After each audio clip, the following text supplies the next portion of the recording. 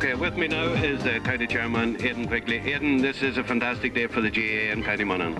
Yes, it's a great day, but before we talk about the match, isn't it a beautiful day here? Like, we have to say that we're blessed with the weather for the day, for the county final, which is our showpiece for the year. I have no doubt that we will have an excellent game of football. We have two very talented teams that have put in an awful lot of effort over the last 12 months to achieve their place in the county decider. Latton have surprised people this year, and a lot of people are predicting that they're going to fall apart against Blayney. Well, they have surprised to the extent that I'd say even the greatest of Latton supporters wouldn't have envisaged 12 months ago that they would have been the county decider this year.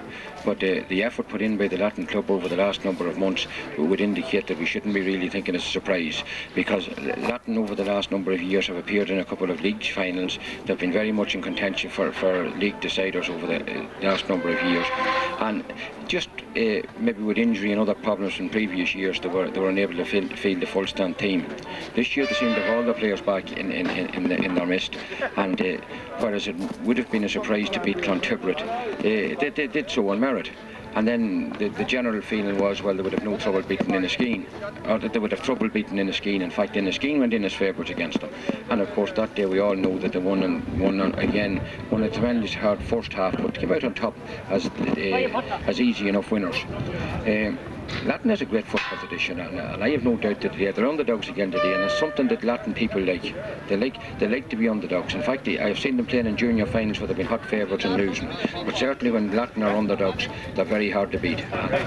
It's, as I said, the tradition's there, and some of the greater names of the past are still within the Latton team at the moment. You have the Lennons, the Michael Rise and Union, they're still there, and that's a link straight back to the 30s. So the traditions with Latton, and I have no doubt that they won't let themselves down today. I'm sure they won't, but I'm sure also that Blayney will not be daunted by the fact that they are favourites. They can wear that tag very easily.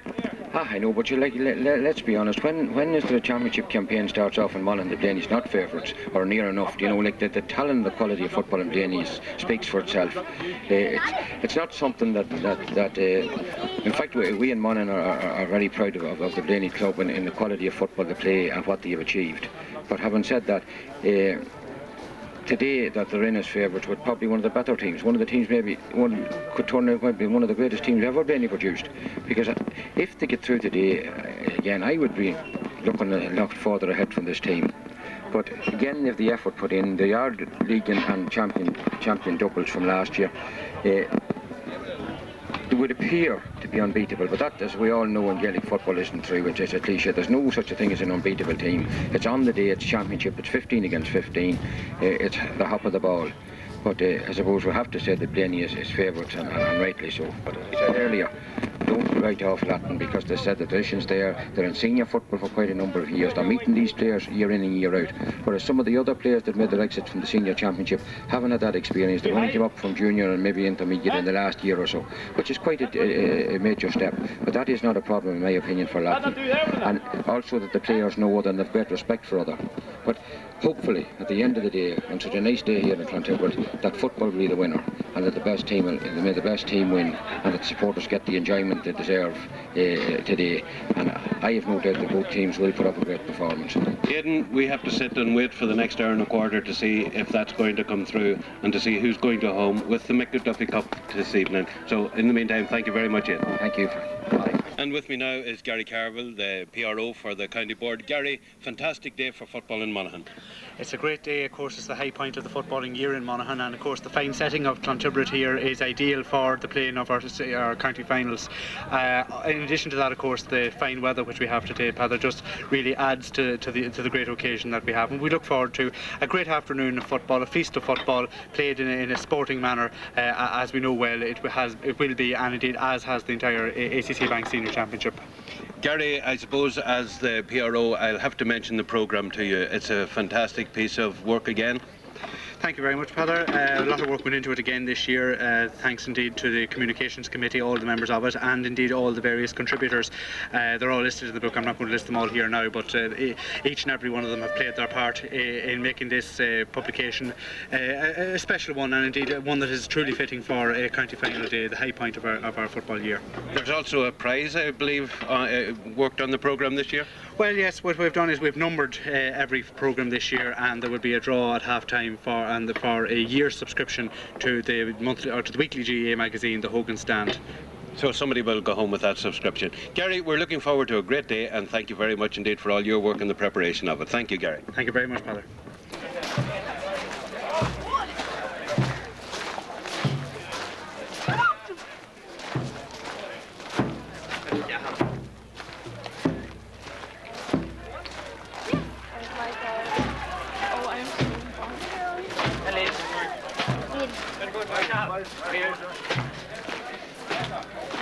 Peadar Morgan. Yes. Peadar, what's your connection with this band here? Well, I was the founder member of it in 1972 in September.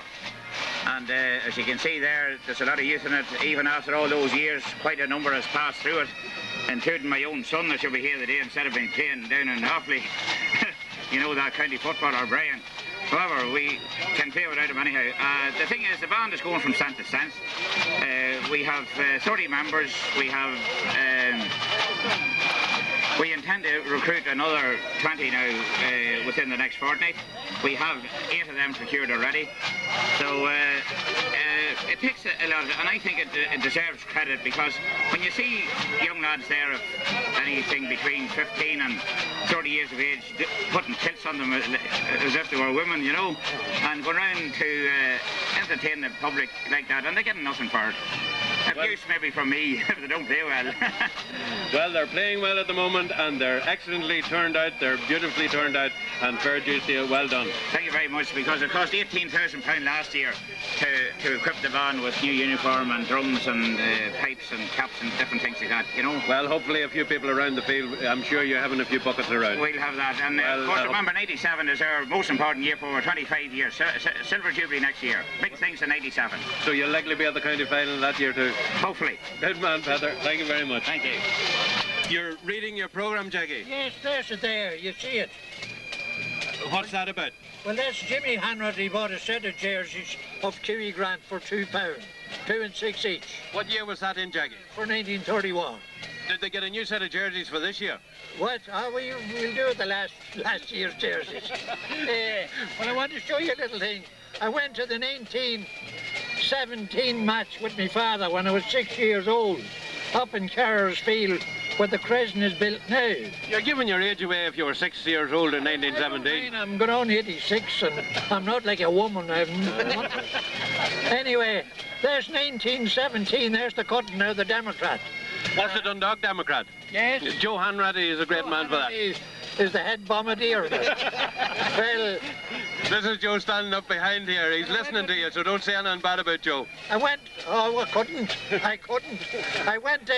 that match in 1917 with my father. Right. And my uncle was playing. And they played the Dundalk O'Reillys. Right. Then in 1929, I was 18 years of age, and I played the first game with the senior folks. 1929, I was 18 again, Monaghan Harps. Did you ever count up how many games you played for the Fogs altogether? Well, I didn't. I didn't go that far. You hadn't enough Well, fingers. I've 8 county championship medals, and I've a Ulster Senior medal, and Dr. McKenna Cup medal, and Hackett Cup medals, and Lonigan Cup medals, and I'm on top of the world. Is today's well done, Jackie, well done. And in good health indeed to enjoy today's game. Thank God. Are you going to, is Blaney going to bring home the medals today? Well, I hope so. I'm very, very, very nervous today. Are you indeed? Because Latton are a good team, and they beat Clontibbert, and they beat Enniskeane, and they beat Blaney at Latton. Yeah. So you needn't just think that we're going to walk it. And I'll be very disappointed. But if Latton wins, they're a good team, and I'll take off my hat to them. Right, we hope that we're around whenever you're taking off your hat. Yes. Well, I hope I'll be taking it off to the folks. Well done, well said, Jackie. Thanks very much. Good luck. Slan go forward. Guramila Mahon. Is Latton going to do it today? I'll do a bit of it anyway. Did you ever play for Latton? I did. In what year? Or years? Well back. Well I back? just couldn't tell you. What part of the field did you play in? Forward. Forward? Yeah. And were you nippy forward? Well, I could score a pint, all right. Got me a goal like if I got a half a chance. You'd be a happy man if Latton came away today with the McDuffie Yeah. Cup. Yeah. Do you think they're strong enough this year to do it? Well, I have brave experience now anyway. It could go a fair bit anyway. I'm not saying they'll win now, but... It's a very strong Blayney team. Oh, yeah, yeah, correct. You're looking forward to a good game anyway? Yeah. Thanks very much for talking to us. Okay. Thank you. Let's have a wee word on today's game. It's a novel turn. There's an element of surprise there in Latton. Hopefully it's there and will be there. It could be close enough at the finish. Or it could be the other way. Well, hopefully it won't. Right, okay. All right. Thank you very much, Jim.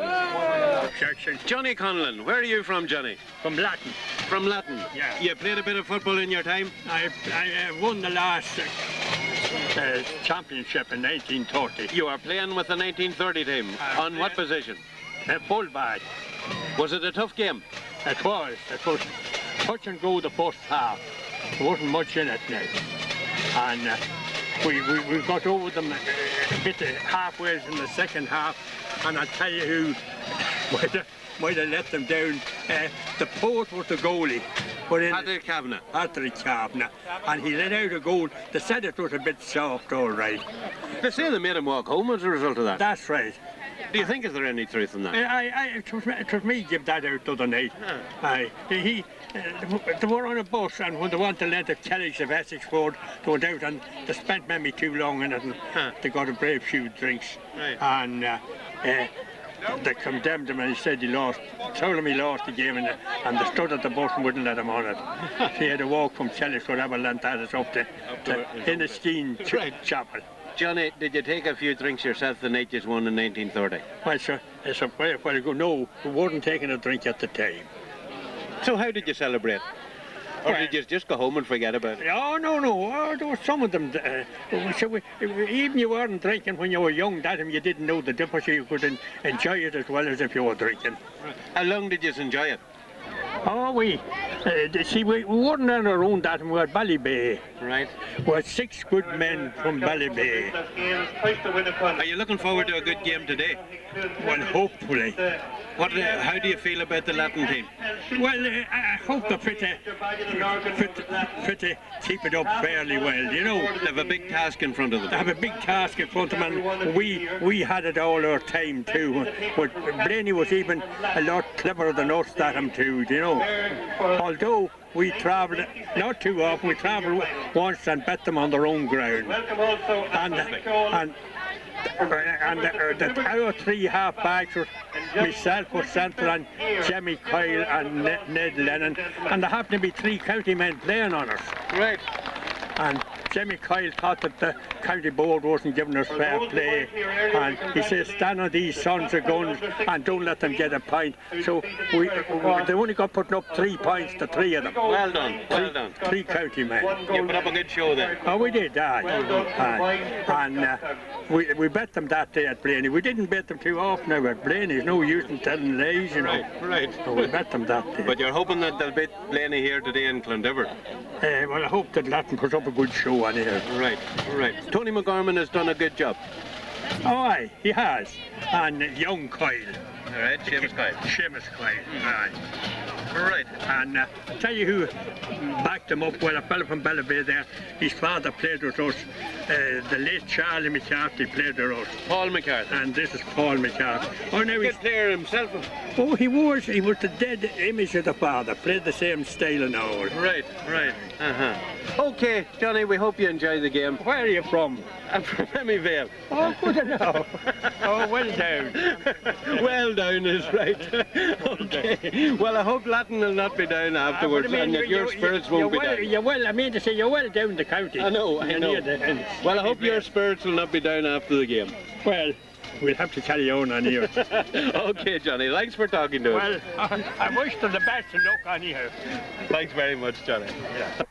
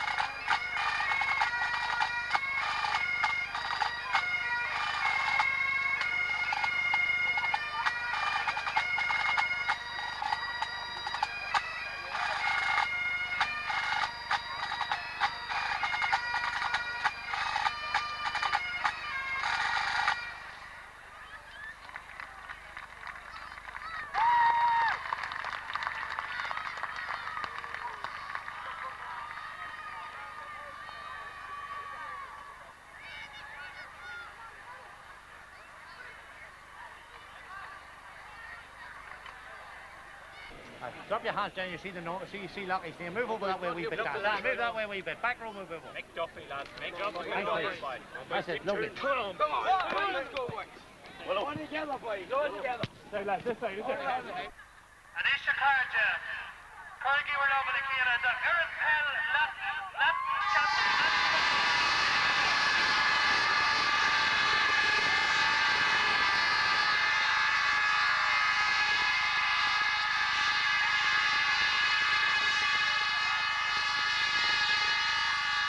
Sit down. Come on, lads. Peadar, sit in. Peadar, sit in. You, down. No, kneel behind him. Kneel behind him. Come on. Anisha Carja in the Furnia. In keeping with the programme, the teams starting off number 1, Castleblayney, Barry Clare. Everett their own rank corner back. Everett 3, Kevin Tracy, and Everett Carr, Colin Donnelly. Half back line, Everett Cooley, David McCardle. Who's going to win? Say hello. Latton. You sure? All right, Mark. Ready. Hey, John. Oh, shake hands. Shake hands, ready. Good shot. Right, who's calling? You win. Okay. Okay, you're going to change sides, right? Right, shoot. Okay. Right, boom.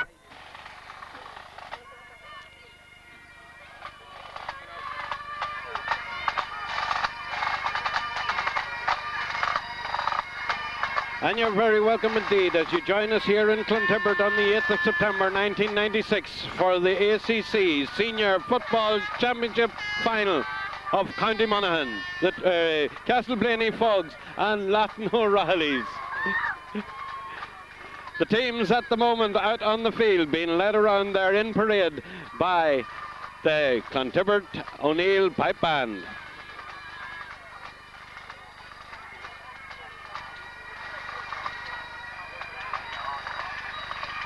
Great interest has been expressed throughout the county this year in this particular game, especially in the last couple of weeks. Latton, the team who have come from nothing, beating some of the favourites to win this year and reaching this final. Blayney, of course, as the county chairman said, expected to be there. Blayney heading for their 32nd championship win. Latton looking for their second. Their first and only one was in 1930.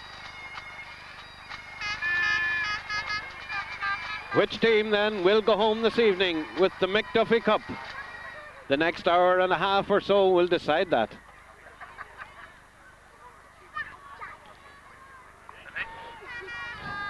Latton team out in the centre there, huddling together.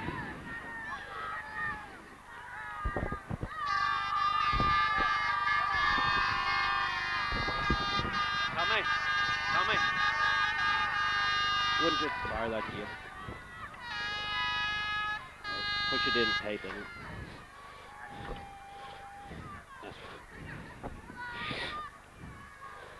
Latton now taking up the positions, Peadar.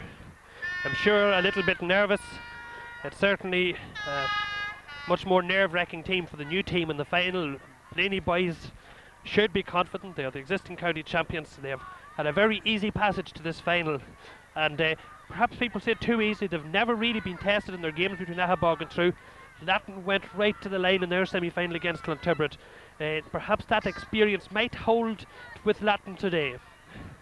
Few positional changes on the field. The only change as per programme was that of Paul McEntee coming in for Sean Hamilton on the Latton team. And interesting, possibly, if you look at the top scorers for the year, the top scorer for Blayney, the top scorer in the county, was Pádraig MacDonald with 3 goals and 18 points. But the next two, second and third in line, are both Latton players. Peadar Lynch, 1 goal and 11. David Lennon, 3 goals and 3. And the game is on. The Senior County Championship Final of 1996 in progress. And Latton are the first to go in front. And referee John Scully has seen something there. A free taken quickly out along the far side. The Finbar Fitzpatrick for Latton with the ball down along the far sideline. He turns onto his left foot. Gets it back in. It's a high ball going in very close to the square. Punchline ball, and it comes to number 14, John O'Brien. An absolutely wonderful score that time, Peadar, for Latton. John O'Brien possibly could have had a go at the goal, but a very settling effect, that point that he has taken early on. And couldn't be a better start from a Latton point of view. Yes, indeed. Great start then for the Latton team to get the first score on the scoreboard, and just on 30 seconds of time played. We have plenty of animals in the background as well, but back with Latton again is the number 14, John O'Brien, the opening scorer, and it's still John O'Brien. He's giving it into the centre for Finbar Fitzpatrick. Finbar looking up himself, taking a shot. It's high with the left foot. It's accurate over the bar. Well, I think the world and its mother expected Blaney to rush into an early lead. That was everybody except the boys who live between Courthill and Ballybay, because they are the boys who have set Latton 2 points ahead. Finbar Fitzpatrick that time with the left foot, beautifully taken, and 2 points lead for Latton as Barry Kerr kicks the ball out. Out down, right to midfield, punch down there. Blaney coming forward, Edwin Murphy, and Edwin holds on to the ball too long, says referee. Free for Latton.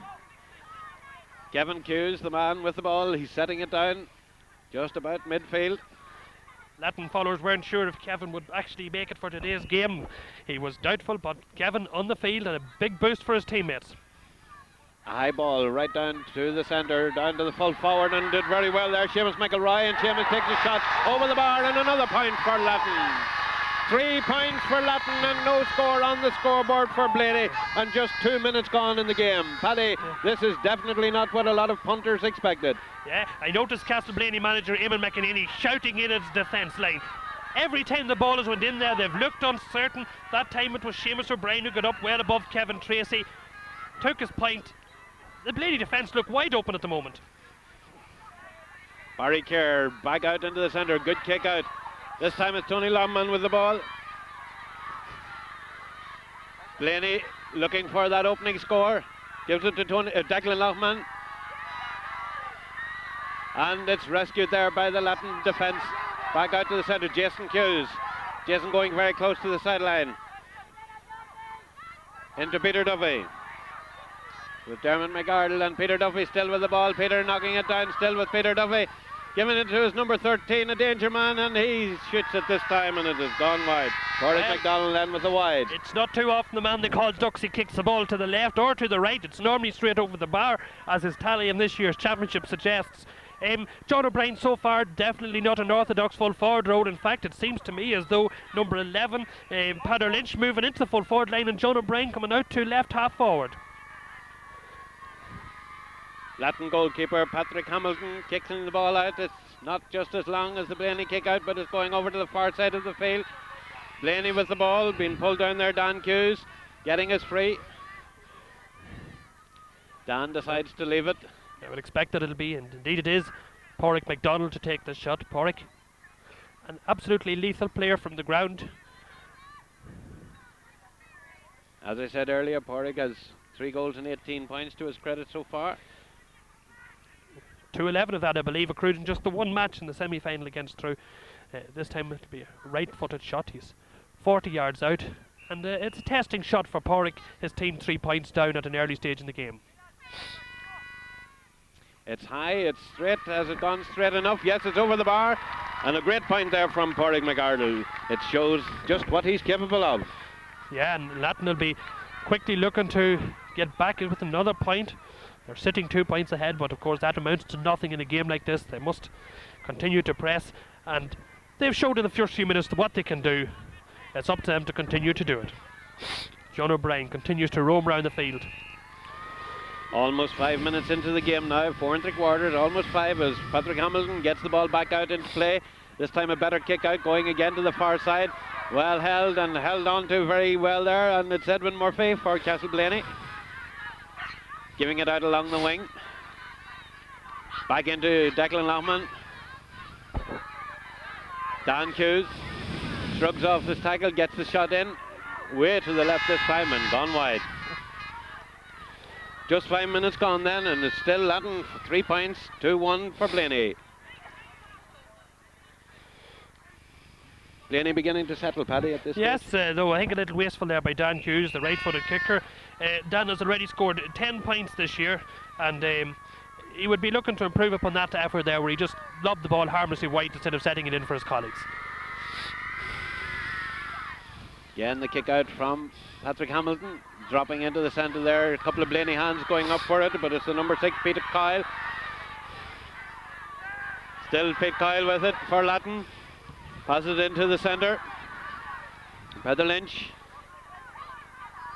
Way out of position and into the centre, gets the ball in towards the number 13, Seamus McElroy. Good ball into David Lennon. Latton playing very well here indeed. Is Finbar Fitzpatrick going again with the left foot and again lobbing it over the bar. Another point for Latton. Good strong play there and good combination play by Latton, Paddy. Excellent moving of the ball there. Seamus McElroy linked up twice, linking up first of all to David Lennon and then getting the ball out to Finbar Fitzpatrick, and Finbar for the second time today, a very sweet point. And as I said earlier, Latton coming back and continuing to press the Castleblayney full back line, which still looks very uncertain. Barry Kerr again with a good kick out, going out into the centre. A lot of pulling and pushing going on there. Referee decides the Latton man who fouled. Going to be a free for Blaney. Declan Longman lining up to take this free. Dermot McArdle going to take a quick one there, but referee called it back into the centre. Declan Longman over to the far side. Peter Duffy going down to get it there. Ball still on the ground. Ray McArdle trying to work his way in. He's on the ground, delivers the ball. It's now loose. Ball coming into the centre now. Goalkeeper doing very well. Extremely great save there and great covering by Patrick Hamilton. And getting Latton back on the attack again.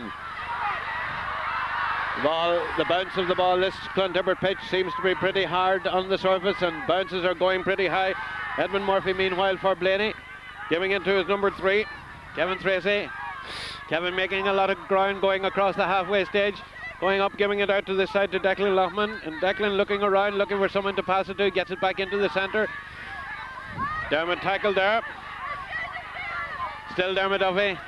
Still Dermot Duffy, and Dermot with a bit of space in front of him now gives it out to the side to Peter Duffy. And Peter going into the corner takes a shot.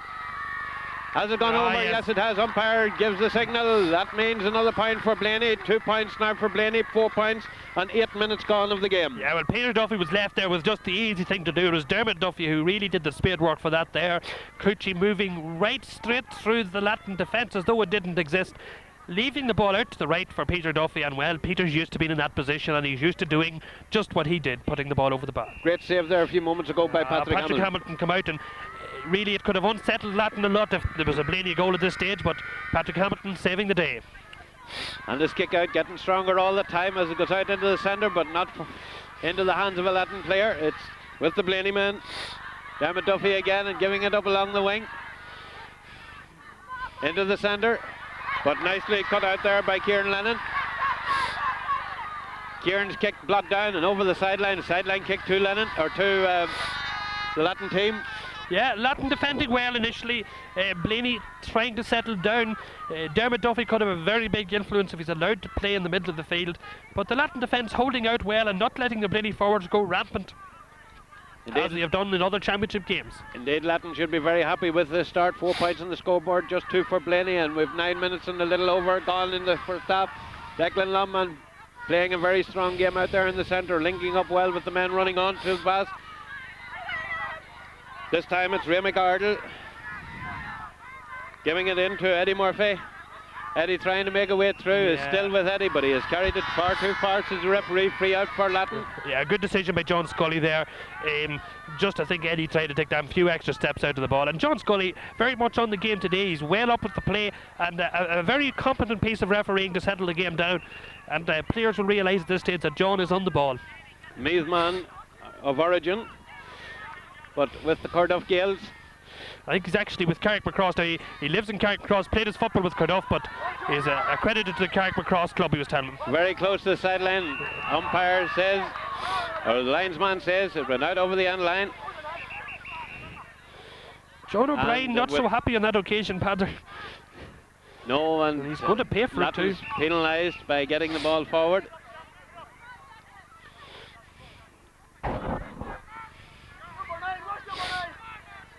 Pádraig McDonald coming over to this side now to take the free from this side. Again about the same distance out. There's a whole acre of space there. I wonder, is there a Blaney player going into it? Yes, there is. Too late. Gives it to Declan Loughman. Declan turns around, looks for someone again, gives it back to Ray McGardle. Raymond is held. It's a free in for Blaney. Yeah. Pádraig McDonald there moving the ball around, just caught around the arm around the waist there by Peter Coyle, and free in for Pádraig, and he's this type of free is usually chicken feed to the Blaney forward.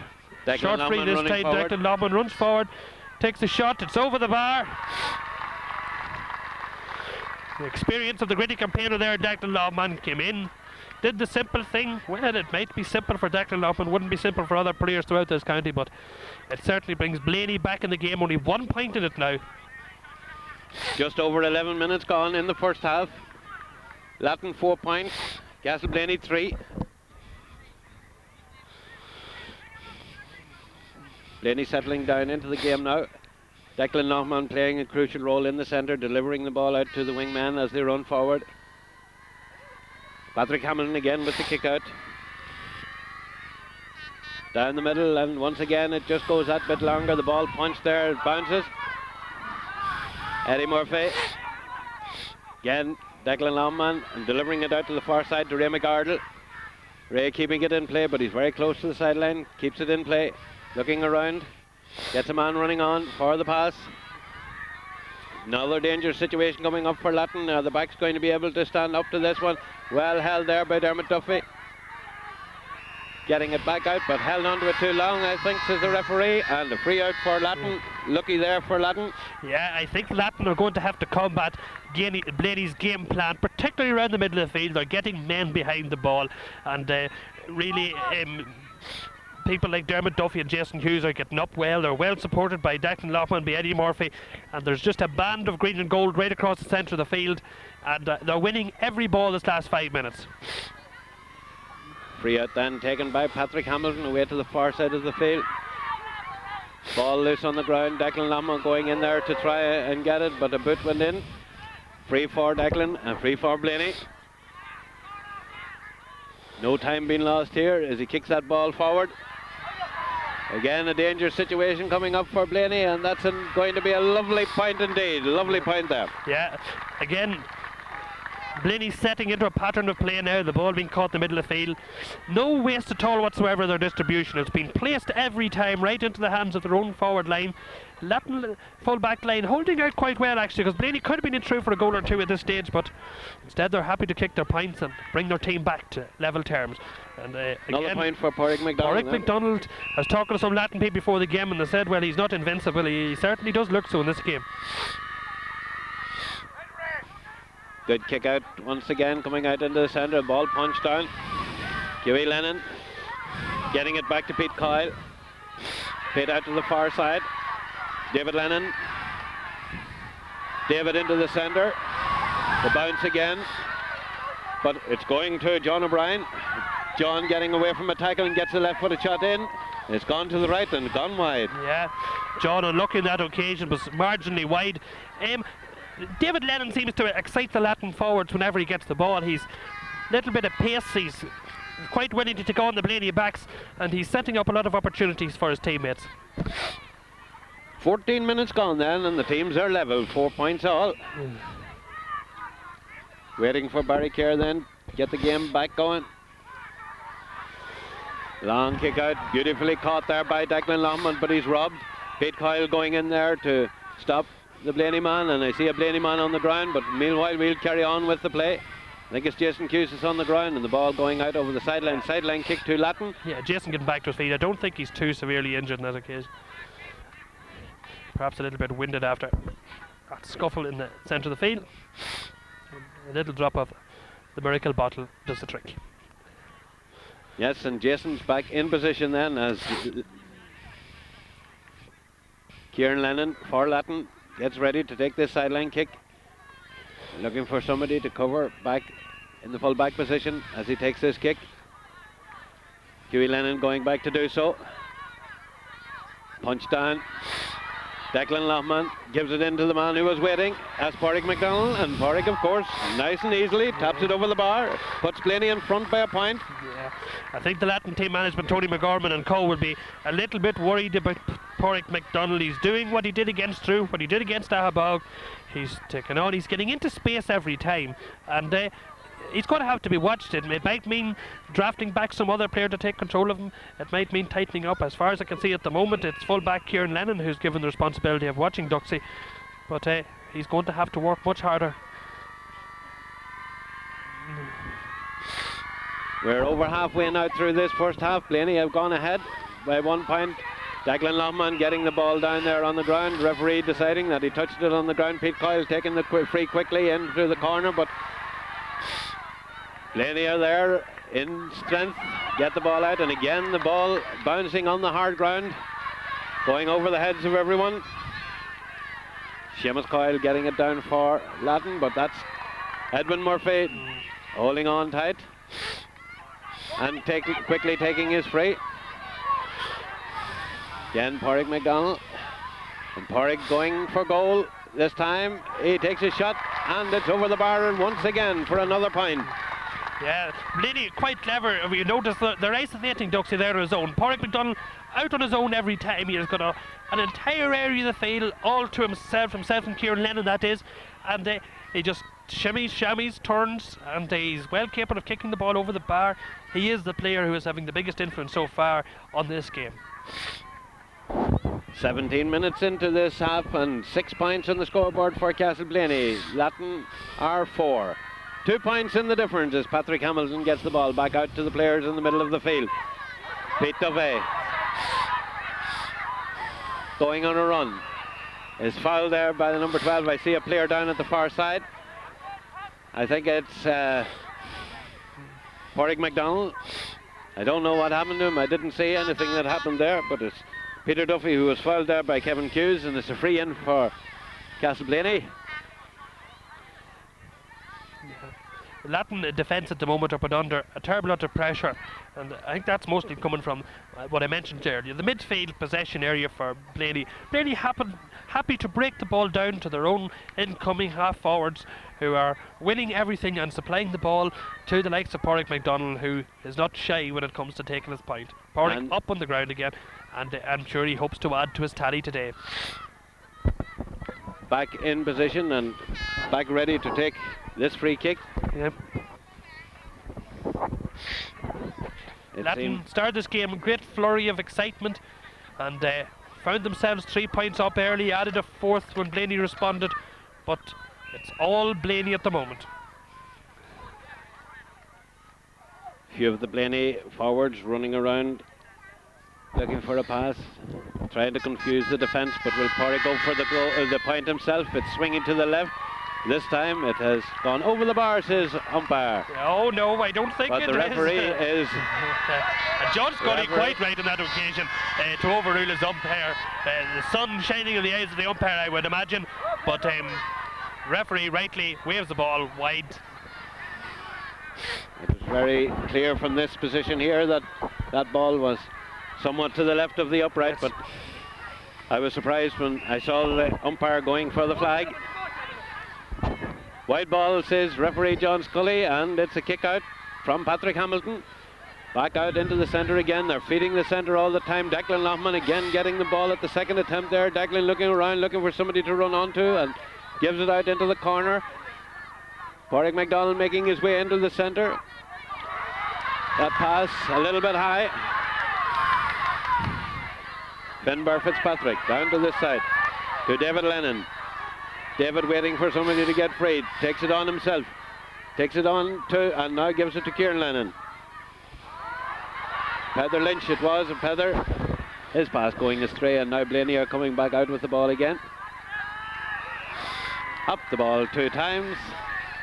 That's illegal, says referee John Scully, and now it's a free in for Latton. This would be an opportunity that Latton would need to take to come back into this game. Yeah, despite a lot of Blaney possession and Blaney scores in the last 10 minutes, Latton's cushion from early on in the game, standing them in good stead. They're still only 2 points behind, and I'm sure that it would be Peadar Lynch's dream here to put this ball over the wall. He's over 40 yards out, and to the right of the goals, but it'll be an inspirational point for the white and blue team. We have crossed the 20-minute mark of the half as Peadar Lynch settles himself and comes forward to take this free. It's high, it's swinging away to the right, and it has gone wide. Yeah, just wide from Peadar there. The right amount of pace and strength to the ball, but to the right and wide.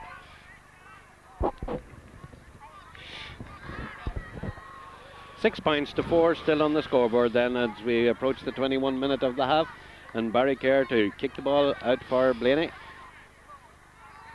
A low kick this time, way over to the far side. I think he caught a little bit of the ground there, but it went to a Blaney man. Edwin Murphy gets his jersey pulled, gets his free and takes it quickly up the centre.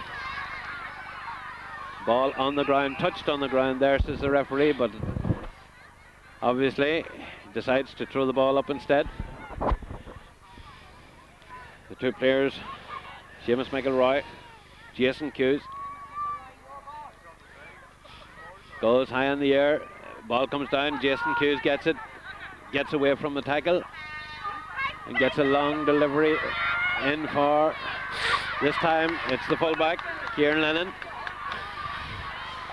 and Kieran clears it. It's half blocked down there, and Blaney come back again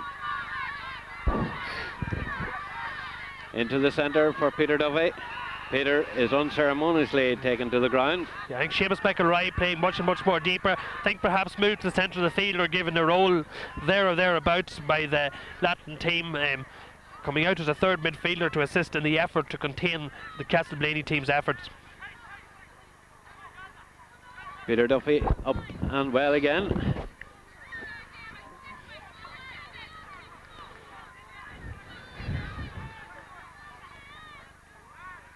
Seamus's name went into the book for that tackle on Peter Duffy. Free taken up along the side, and this is Peter Duffy with it again. Peter being robbed this time. Well, certainly if Seamus went into the book the last time, I think Peter must go in this time. A little bit of a cynical tackle there after losing the ball to the Latton defender. Yes, and John Scully has the book out.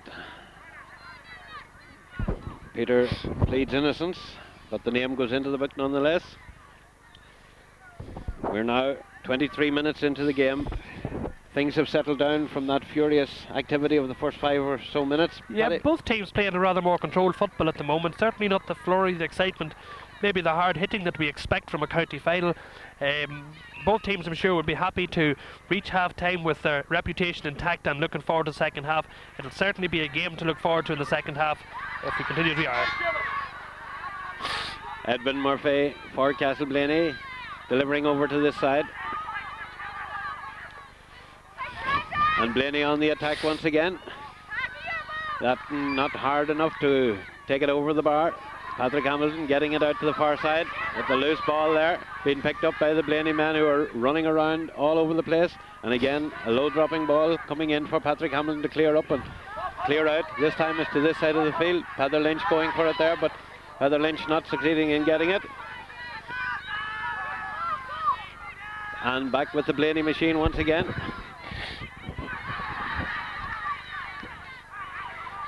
Still Blaney. Looked very like a throw with the one hand there, but the referee was unsighted and let the play go. Still Blaney in the corner, getting the ball back out into the centre, and it's still Blaney. Declan Lumman this time, and Declan putting it over the bar and finishing what was a very tiresome work up to that point, Paddy. Yeah, I think Declan been asked to clean up there what was a rather heedless passage of play by Blaney, twice kicking the balls into the hands of the Latton goalkeeper Patrick Hamilton. No problems at all for Patrick in catching them because they're just dropping balls that were going nowhere. But the old dog for the hard road was the story as Lochman came in and just told the other boys this is the way you put the ball over the bar. 25 minutes almost now of the half have gone past as Patrick Hamilton kicks the ball out again. Two Blaney hands going up there, but Pete Coyle for Latton getting it down and giving it to Mark Hughes. Mark Hughes in the centre of the field for Latton, and this is the first time that we have seen him in action much. And Finbar Fitzpatrick now with the ball. Finbar's on the ground, gets up, still trying to get away through still with the ball, then eventually kicks it as high as dropping in towards the square. Yes. Latin man in the square there. It's a square ball and quickly taken by Blaney and getting it out to the far side of the field. Declan Loughman away back now in his half-back line, trying to get this ball forward again. Edmund Murphy starting to move forward. Edmund up along the wing. Ball hopping off the players there. And Latin clearing it up and starting another attack now. Getting it out into the centre for Seamus McElroy. Latin supporters trying to get behind their team to get them in. Punch down there and the ball falling nicely for the Blaney team. And away the defence comes again. Working right up, Kevin Tracy working it into Ray McArdle. Ray McArdle to Eddie Murphy. Eddie on the ground. Gets it back out to Ray McArdle. Still Ray McArdle. And the man was free. That was the number 12, Dan Hughes, into the centre, and this is danger. And is it in the back of the net? It is indeed. I think it was Peter Duffy was at the end of that there. Blaney stamping that goal right away from the full back line. I would think 10 or 12 passes involved. Ray McArdle a couple of times was there willing to help out. Once or twice was used, other times wasn't. But the Blaney stamp, the passing movement and the goal, which really sets them 6 points ahead as we head towards half-time. Well, there was a foul on Peter Duffy as he kicked that ball. I saw a boot going in there. Referee John Scully, I think, was unsighted. Peter Duffy is up on his feet, and John Scully went in to consult with the umpires in there. I don't think there's any action going to be taken, but Peter is up and back in, running out into position again. The goal was scored and it's on the scoreboard now. Blaney 1 goal and 7 points. Latin 4 points. As Patrick Hamilton kicks it out into the centre again. Declan Loughman going up there, and Declan Loughman catching in, holding on to that ball. He's on the ground, looking back, gives the pass back. Plenty of quick passing from the Blaney team there. Jason Hughes getting it forward now for his team. Dan Hughes giving it in to the running player. Is this another goal on the cards here? The ball is on the ground. Referee says free out for Latin. A little bit of pushing and shoving going on in there. Let's hope this doesn't go any further than it has been at the moment. But there's always plenty of tension in a county final. I think Derek Sullivan just got his hand to the ball there on the ground and wasn't so happy when John Scully penalised him for doing so. However, all the hustle bustle ends up in a throw up, and Latin surely losing out on that occasion.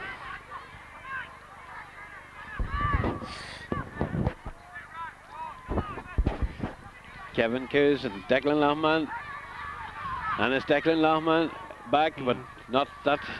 His left foot is the right foot to be kicking it with when he's going for point. Declan was left with no option on that occasion. I think Declan Loughman maybe has one of the greatest influences on this game at the moment.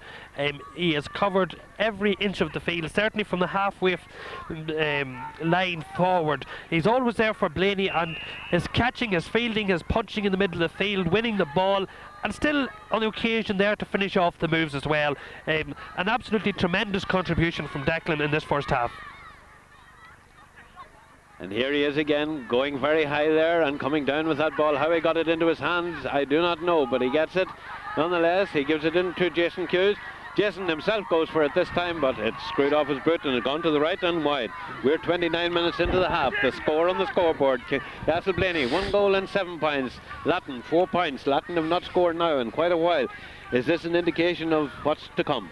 Well, I'm surely from a neutral point of view and from most of the crowds here point of view, we don't want that to happen. They're going to have to combat the Castleblayney team in the middle of the field. We've mentioned this before, but they're enjoying absolutely total dominance at the moment. Seamus McElroy and Jason Hughes. See again there is Eddie Murphy this time. Coming back to Eddie and then to Dermot Dovey. Giving it out to this side. Ball punched out there now and it's coming very close to the sideline. Gone over the sideline. It's a sideline kick to Castleblayney. Some of the Latin people not that happy with that, but then who is ever completely happy? And here come Blaney with another score. Punched over the bar there with the best of ease. Yeah, Jason Hughes, I think it was on that occasion. The Blaney midfield players happy to play all over the field. They know that Lockheed and Boys are there to cover for them if needs be. And Latin, they're losing the battle there, and they're going to have to cover back, follow men. I suppose a lot of is asked of them. They certainly played well in the first part of this game. They've they've left us with something to look forward to in the second half, but certainly we wouldn't like much bigger of a margin than this.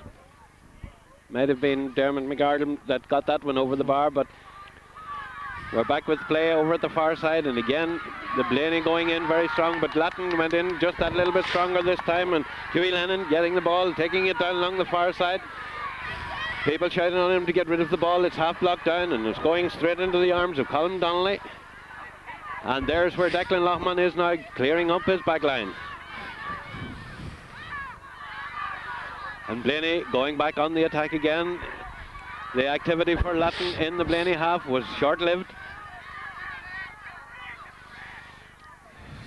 Dan Hughes getting it over to this side of the field.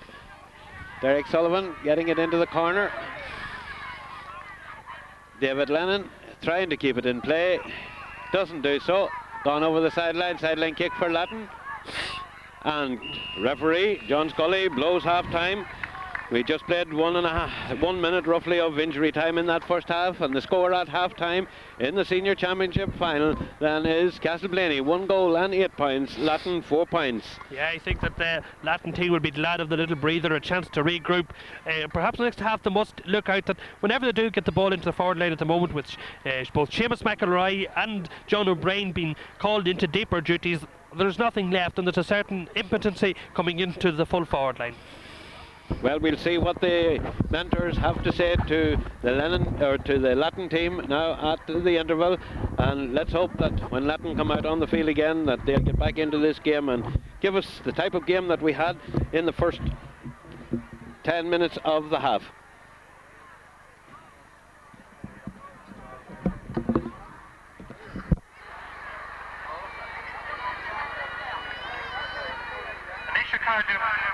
The person with number 221 written on their programme will sit up all year with their copy of the Hogan Stand magazine.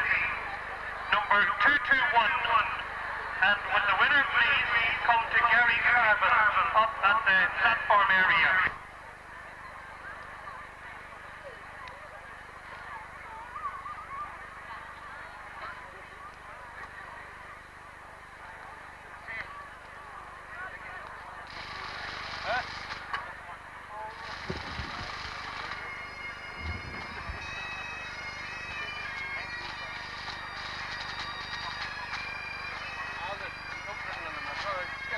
As a little trivia and for your amusement in the programme, we have the Did You Know section on page 121.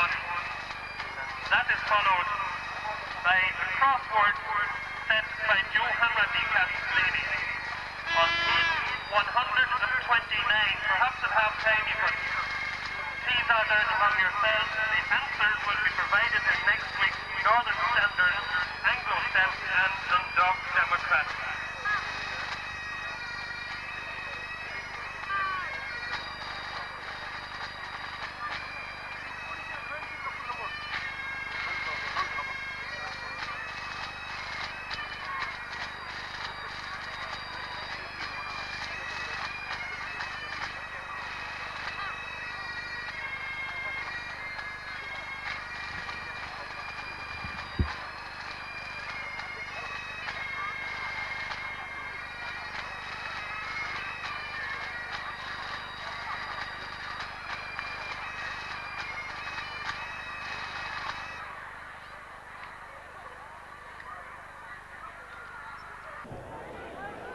Teams back out in position then for the second half of the Senior Championship Football Final of 1996. The score on the scoreboard is Blaney 1 goal and 8 points, Latton 4 points, and we have a substitution made on the Blaney team. As far as I know, Mark O'Connor, the great scoring man of the Blaney team, Mark O'Connor, as far as I know, has come on in place of Dan Hughes. On the Latton team, I don't think there are any substitutions, but I've been told that there have been plenty of positional changes made. Onadi Erin Ballion and Lorgan, Iver Shejeg, Mark O'Connor, Enonid, Iver Doyeg, Dan Hughes. And it's Blaney on the attack from the throw-in. Dermot Duffy, Ray McGardle, Ray coming back out the field, giving it out to Declan Loughman, and Declan in the centre of the field takes a long shot in, and this is to open the scoring of the second half. It's a point for Blaney. Indications of what they are going to do? Unfortunately so, I think, Peadar, Declan Loughman underpinning his strength in this game, available in the right place, using his craft and kicking the ball over the bar. He's certainly an awesome performance from Declan today. A Blaney player lying down here on our left hand side. Referee seems to have going a in. nod from his umpires that something untoward has happened. Consultation then going on between John Scully and the two umpires down there at the low goals, as the Blaney players still on the ground getting attention. Not too sure who's down there. A little bit of pushing going on between two other players out there on the field. I can see, I think it's Eddie Murphy. A sneaky suspicion that it's Pádraig MacDonald who's on the ground. And there was a sneaky suspicion that Kieran Lennon has something got to do with it. Well, we'll see now if referee, he's having a word there with Kieran Lennon in there in the goalmouth. His name is going into the book, and the finger goes up, so that means from John Scully that is your last chance, boy. Well, John's a shopkeeper and not a school teacher like some of us up here, but he certainly knows how to use his finger. It was Pádraig MacDonald indeed who was on the ground, and he's back up and ready to get back into the fray again, as Patrick Hamilton gets the ball out into the centre. And again, it's Declan Loughman for Blaney. Another Blaney man down in the centre after getting a little bit of a knock there. And meanwhile, with Pádraig MacDonald moving into the corner here, Kieran Lennon trying to cover. Pádraig MacDonald gets the shot in. It's going high and it has gone wide. I think Pádraig wanted to prove something to Kieran Lennon there, that no matter what you do to me, I come back up, I'm going to come back at you. I'm going to keep on scoring in this game, but not so on that occasion, just to the left and wide. Just having had a look around the pitch there, I have noticed a little bit of niggle gathering in between some of the players when they're standing beside each other. There's a little bit of elbowing and pushing and shoving, and there was a little bit of off the ball work there going on. But meanwhile, Castleblayney coming back again, and it's a great pairing here between Dermot Duffy and Peter Duffy. And Peter Duffy going in, he takes a shot, tries to put it to the right of the goalkeeper, but put it far too much to the right and has gone wide. Yeah, Peter, a low shot there. It wouldn't have given goalkeeper Patrick Hamilton a chance if it had been accurate, but thankfully for Latton and thankfully for this game as a contest, the ball was to the right and wide. But Castleblayney starting off where we finished, total dominance, an awesome display right across the centre of this field by the Blaney team. With 3 minutes gone then in the second half, it's 1-9 to Castleblayney, still 4 points for Latton, and can Latton do something about it now? They're going to try and go forward into the attack. The ball again coming down there, but Ray McArdle is the man who's going to clear it again for Blaney and put them back on the attack once again. The men running through fast and furious. This time it's Dermot McArdle into the corner, and the kick blocked down there and finished off. It was kicked to the right and wide, but a dangerous position for Latton there. It could have been in between the posts. Well, I'm sure, I think it was number 16, Mark O'Connor, who has just been introduced to the team there who took that shot. Perhaps not, perhaps it was Dermot Duffy over there or Jason Hughes. It was Jason Hughes rather who took that shot, but he must be wondering just how I kicked that wide. Well, we're looking into a very strong sun here from our position, but we'll try and keep up. Done well by Latton there to get the ball up. And this is an opportunity for Peadar Lynch to get his name on the scoreboard. Working himself into the corner, looking around. Has he anybody to pass it to? No, he goes for it himself. Left-footed shot. And it has gone over the bar. It's a point for Latton, just what they needed. Yeah, but for all Blaney's possession, they've only got 1 point up in this half so far. Latton have come back and done similarly. Peadar Lynch, one of the top scorers in the championship so far, giving us a little hint of just why he is up there on the score sheet. Fine point with his left foot there from Peadar, and with a good bit of work to get into a position to get that shot in as the ball comes back out into the centre. Latton beginning to show a little bit of resilience now out here. Emmy Brennan punched out of his hand. Dermot McArdle working his way into the centre and looking for somebody to pass it to. Gives it away out to the far side of the field. Plenty of people calling for the ball. They're all running onto it. Mark O'Connor. Still Mark O'Connor giving it back out to Ray McArdle. Ray into the centre. Peter Duffy takes a shot, a left-footed shot, and a beautiful one over the bar. Yeah, acres of space there, Peter Duffy. Can't be afforded that much space, and the simplest of tasks for Peter to tap that over the bar. Latton would need to come back into it now again and have a reply score to that. Yeah, certainly that's so for all the scores that Castleblayney get. However, Latton, we must hand it to them. They've certainly given Blaney the best game that they've got so far in this year's championship, and the first time that Blaney weren't effectively in a game over position at half time. Patrick's kick out to the side of the field. Very fast Dermot Duffy running onto it and getting it. He's on the ground. Gives it to Peter Duffy, and Peter settles himself, but well blocked down. Blaney again, plenty of men running onto it, and this time it's Declan Loughman getting it back out, but referee says it's a free in for Castleblayney there for a bit of pulling and pushing. I see a Blaney man on the ground. It's Dermot Duffy, and as a matter of fact, when he was going in at half time, he appeared to be limping on one of his legs. He must be carrying an injury there. Yeah, Dermot to me has been one of the great players of the championship this year so far. An awesome power in the centre of the field for Castleblayney.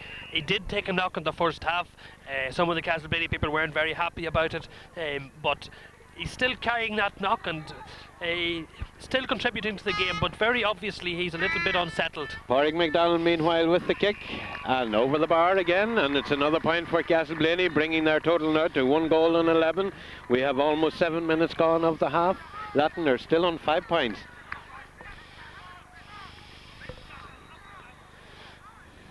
Nine points of a difference. Yeah, it's starting to look like a runaway score, if you like, from the Castleblayney team, and certainly if it goes any further, this game as a contest will not be. Patrick Hamilton getting the ball back out into the centre again. 2 Blaney men knocking it down. 1 Blaney man waiting for it. That was Peter Duffy giving it to Dermot Duffy. Dermot giving it back out to this side of the field. Poor marking going on there. Eddie Murphy gets it and gives it into the centre. Edwin Murphy up there. Back into the centre again. This time left-footed shot from the substitute Mark O'Connor, and makes it look so easy. Yeah, and I suppose indicative of the strength of Castleblayney, that the man who's brought in off the bench is able to come on and do what a lot of players in the field can't do, and just kick the ball over the bar there with his left foot. Mark O'Connor, just 4 or 5 minutes into the game, and he's very effective.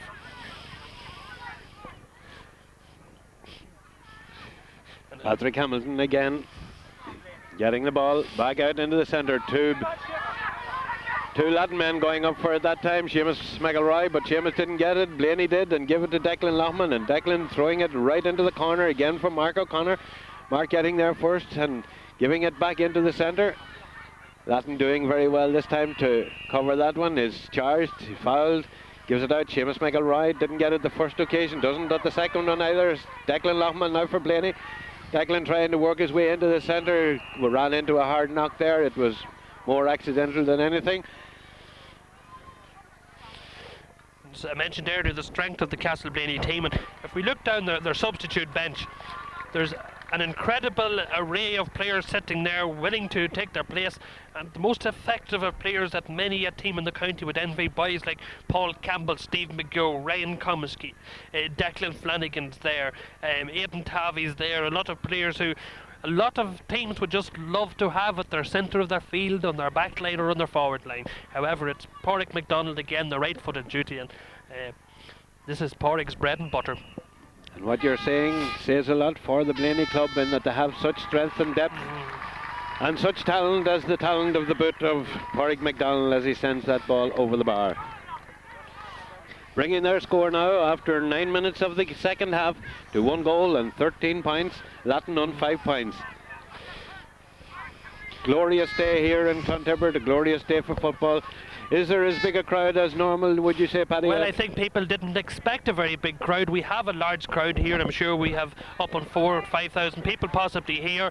And the glorious sunshine would certainly be bringing them out, I feel. Ball coming out there and going off. Brendan Fitzpatrick and out over the sideline, giving a sideline kick for Blaney. Mark O'Connor doing a lot of running and covering a lot of ground. David Lennon giving it to John O'Brien. There's another Blaney man down at the far side, but meanwhile it's back with David Lennon, and David trying to get into the centre. Does so, kicks the ball in, but there's no one there. Will the hop beat the goalkeeper? It does, and Emmett Brennan was there to get that, and Emmett was pushed out over the sideline, or shoved out over the sideline or shouldered out over the sideline, whatever it is. It's the umpire is signalling a 45-metre kick. 45-metre kick then for the Latton team, and a little bit of aggro going on out there in the centre. I'm sure there's a few coronary vibrations among the Castleblayney people after that lunge forward by Barry Kerr to a ball. He was nowhere near it. The ball went straight over his head, and thankfully for Barry, Colm Donnelly was coming in under the ball and saved a goal. Well, the hard pitch is fooling a lot of people today. The ball bounces very high. Barry shouldn't have been letting that bounce, I feel.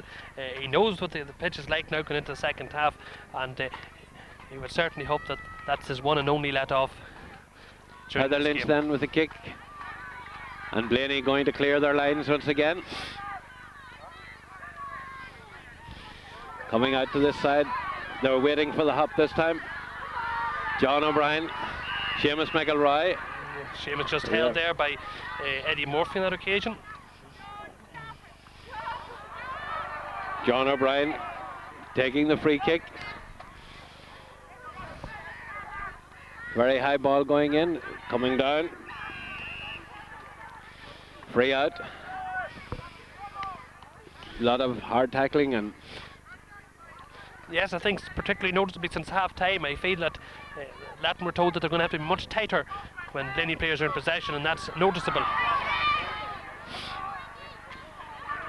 Derek Sullivan losing out there. Seamus McElroy. Still Seamus McElroy. The Blaney man who was on the ground, I think it was Dermot Duffy, got up very quickly there. Paul McEntee was in the right place, he was there at the right time, but just things didn't go right for him. Hopped off him and over the end line. Oh, a glorious opportunity on that occasion for Latton to bring themselves right back into this game. Squandered, however, as Latton introduced a substitute to this game.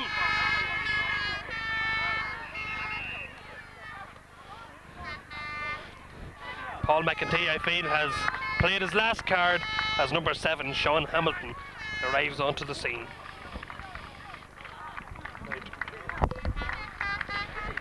Onidi Erin Latton, Everest shocked Sean Hamilton, in Onid Everest Shejeg, Paul McEntee.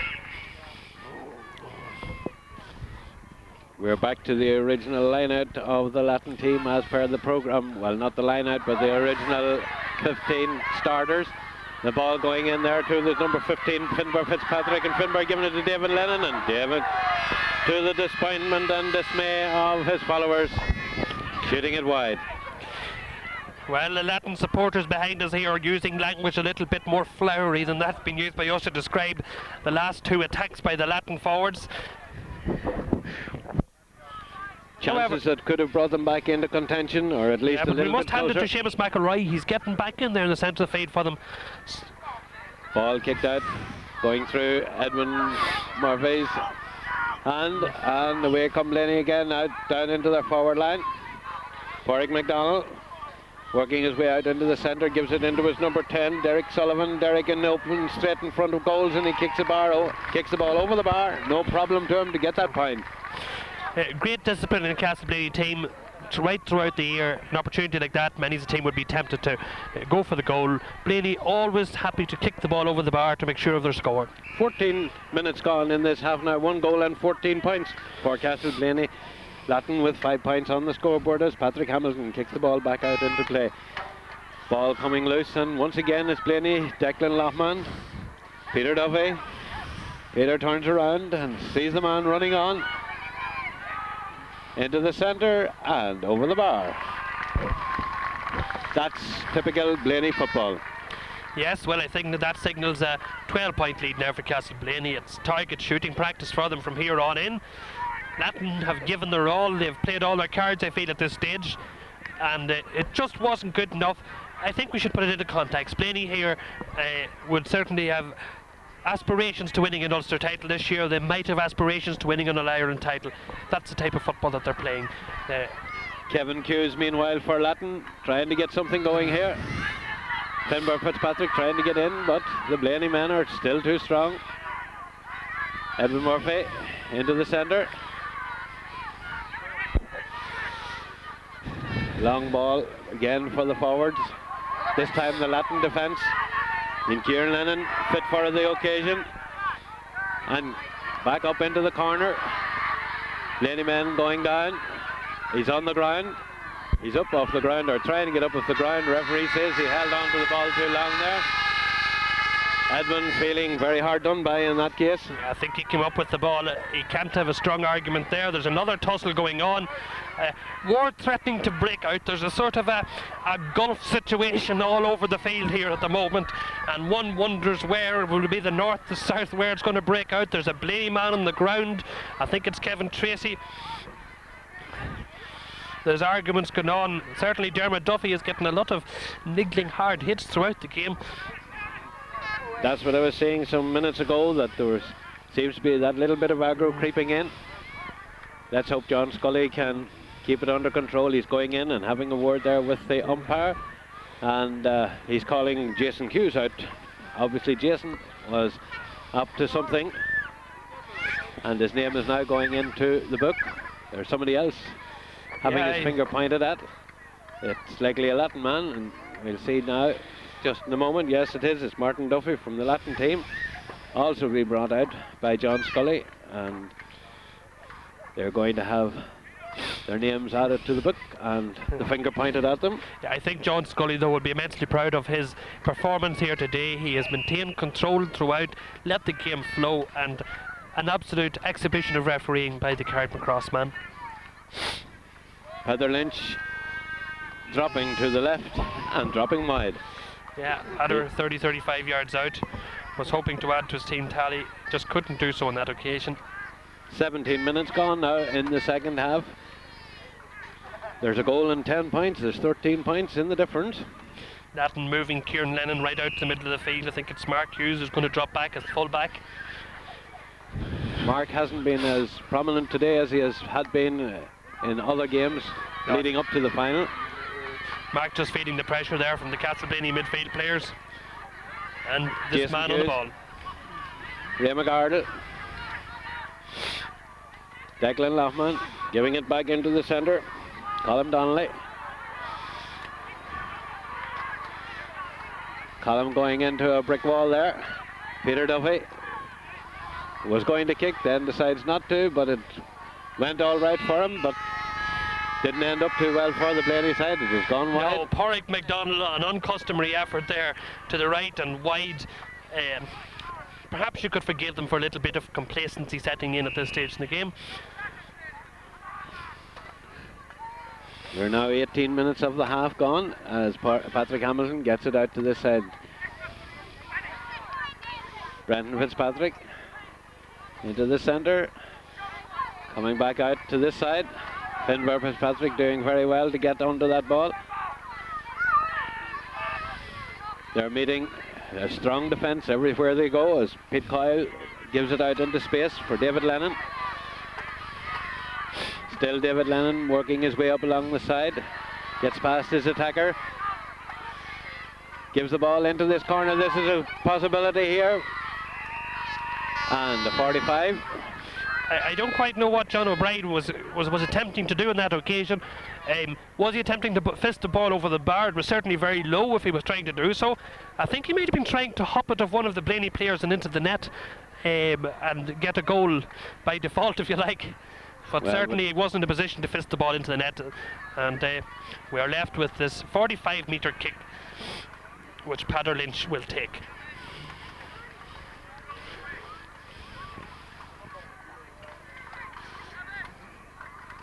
One thing that was noticeable there, that when John O'Brien was moving in there with that ball, there was no other forwards running into a position to take a pass from him. No, but John was on his own. He was fairly much left exposed, and he had to do something with the ball to kill it himself. And luckily Peadar Lynch was able to take the point, and the 6th point that is for the Latton boys today. Yes, and we're now 20 minutes gone in the second half. Blaney seemed to be in a fairly secure situation at this stage. Barry Kerr getting it out to this side. Dermot taking his time to deliver the ball. Blaney always first to get to it. Goalkeeper comes out, holds on to it, is brought to the ground. Referee lets play go on. Finbar Fitzpatrick back there in his full back line, trying to tidy things up. Seamus Coyle getting it out to the far side.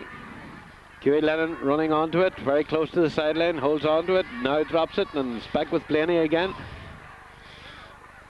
Into the centre. Peter Duffy dropping it, but getting it at the second attempt, having plenty of time to do that, and having plenty of time to take a shot over the bar, and another point for Blaney. Yeah, Blaney forwards begin to enjoy the game here. I noticed just the fluency, as they move the ball from one player to the other, and we get the feeling that just it's becoming an occasion for them, and they're enjoying it. And well, with 9 minutes left in the game, I can see the crowd streaming out at the far side over there. Yep. So obviously they have had enough of today's game. Certainly a disappointing spectacle from a neutral point of view. That's not to say that Latton are not trying very hard out on that field. They are, but the superior quality and skill of the Blaney players making it so difficult for them. Down in the far corner there, the ball has come off a Blaney player. One matter which must be resolved here today, of course, is the ACC Man of the Match award, with our adjudicators all around the grounds here today trying to pick out their player of the match. A few nominations maybe for what it's worth. I think that the contribution of Declan Lohman must not be overlooked. He was certainly a workhorse for the Blaney team here today. Dermot Coochie Duffy, Porrick MacDonald, Peter Duffy, all people, Eddie Murphy, Dermot McCardle, who could be considered as one of the great contributors to this very confident Castleblayney team. Two Blaney men going down there very badly. They clashed into each other and went down. After that clash, it was a clash of heads as far as I could see when they went in there for that ball. Both of them seem to be fairly badly injured at the moment, and they're both getting urgent attention out there. I saw a Latin man very sportingly going in to try and help one of the players. Yeah, but it's just an unfortunate incident that the two players came for the ball and ended up bumping into each other. However, I think I started to see Emmett Brennan starting to gather himself together again. I wonder if it's Colin Dundee who's down along with him there.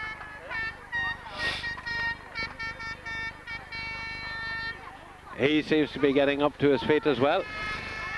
Dr. McGinnity, the team doctor in there, who has done a lot for footballers in the county. Yeah, and it was Ray McArdle, I think it was, that was the other player. Well, Ray has been in with another of these players, the dynamo and the Blaney team, in everywhere. Throw in, coming to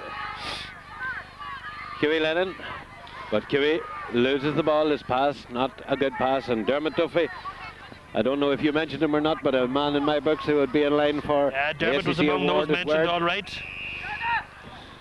Line, ball going very close to the sideline. It was a margin. Tom Graham deciding that it had gone over the sideline kick to Latton. Peter Duffy having a little bit of an argument with Tom Graham. And as a result of that, the referee decides to bring the ball up a few metres for Latton.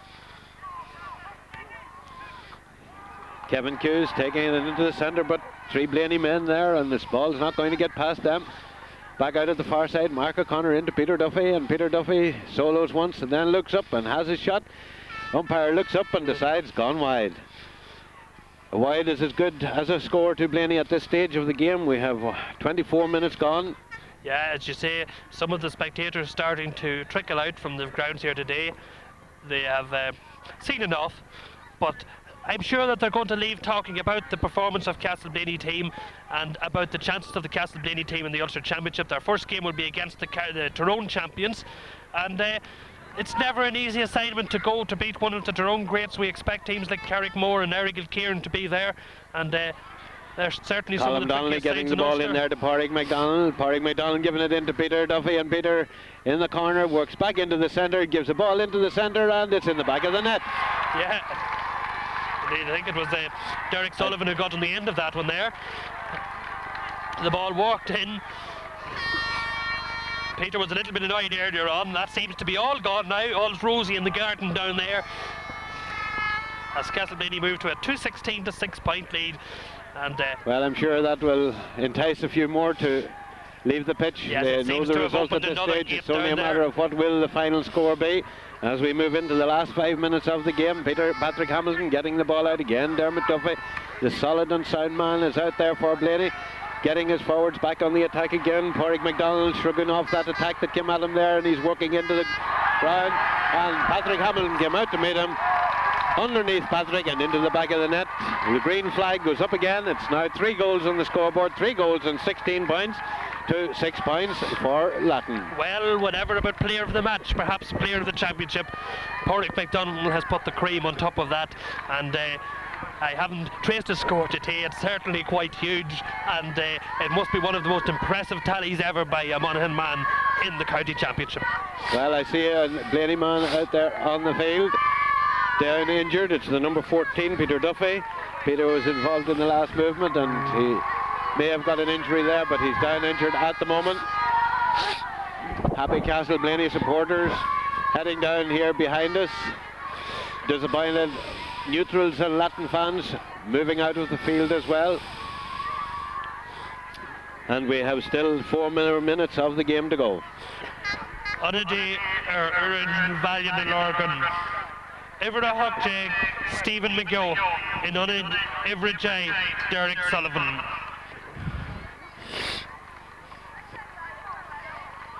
Stephen McGill, the county under-21 player now, takes his place on the line. How many clubs could afford to leave a county man on the line for an occasion like this? At the far side is Ray McArdle. Paul Campbell. Blaney going forward once again. It's just a matter of who they're going to pass it to, and well positioned there. Seamus Coyle getting Latton out there and getting a foul and getting us free. Paul Campbell there for the Blaney team. Peter Duffy. And Latton's free kick coming, a wasted ball away out of the sideline here. No time being wasted by Ray McArdle. They might be far in front, but they're still playing and playing quickly. Stephen McGill with the ball, and Stephen kicks it over the left hand side and wide. Onady Valiant and Lorgan. Ever Ashakjay, Paul Campbell. And Onid Ever Caharjay, Peter Duffy.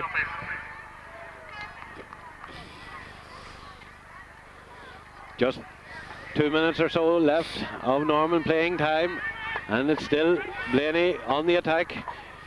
Dermot McArdle down into the corner for Pádraig MacDonald. Is this too far for Pádraig? He tries to keep it in play, loses his footing. Ball still on the ground. Latton working their way out again over the sideline, and a sideline kick for Latton.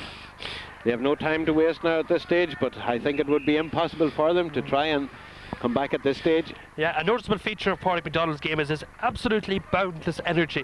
I watched him recently at the True Gales Ulster Club Sevens, which the Castleblayney team won. Pádraig was playing as effectively at 7:15 in the evening as he was at 11 o'clock in the morning.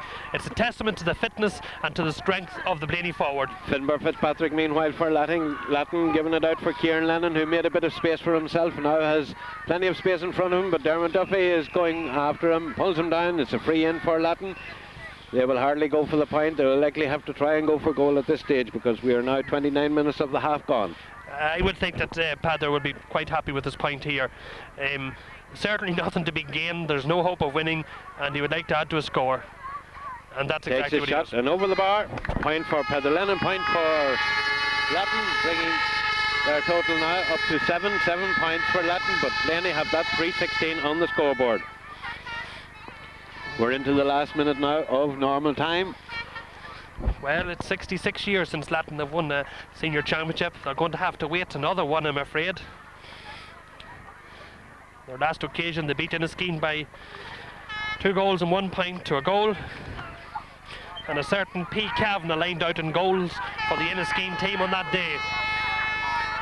Declan Loughman meanwhile with the ball, getting it in. Ray McArdle taking his shot and over the bar, adding another one to the Blaney total, making it now 3 goals and 17. Halfback a little bit envious of his forwards getting in the act and taking his point.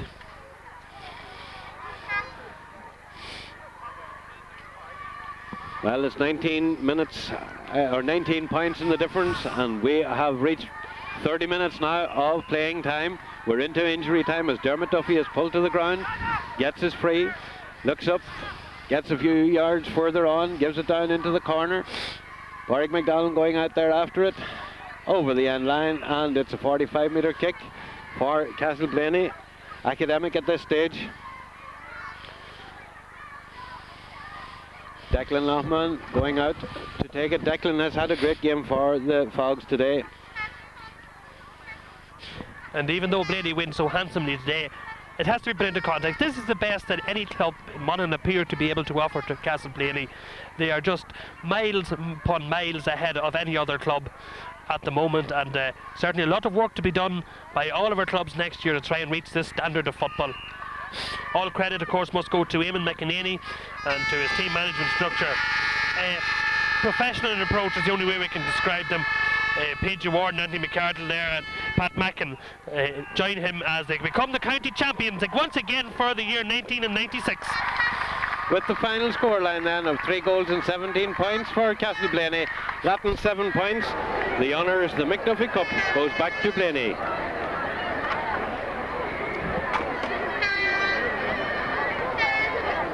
Yep.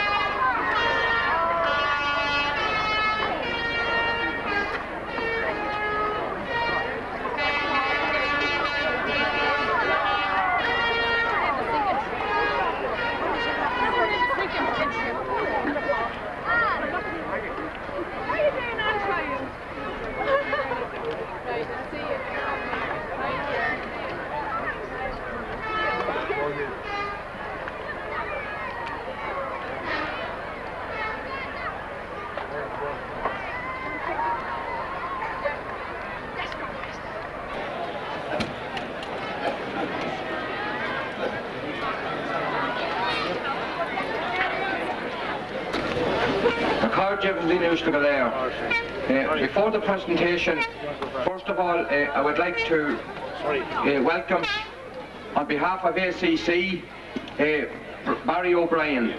And as you know, ACC are the sponsors of the Senior Championship for quite a number of years, and also sponsor of Man of the Match Award. So, without any further ado, I will call on Barry to make the presentation to the Man of the Match, who happens to be, once again, Declan Lockman Castleblayney.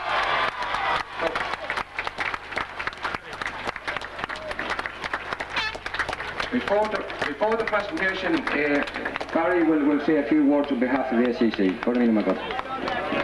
Right, thanks, Ed. On behalf of ACC Bank, we're delighted to be associated with the County Championship and the sponsorship of it. We've had a good history with the GAA, and hopefully we'll have a good future with them as well. It was a great game for Castleblayney today. I suppose it was hard for the people to pick the man of the match. I suppose you could have picked about 4 or 5 players out there today, the way the game went, but I suppose one man has to get it, and especially I think for his fielding in the first half when things were tight in the game. I think he made the difference, and he gave them a bit of room to play with in the second half. So I'd just like to present Declan with Man of the Match now.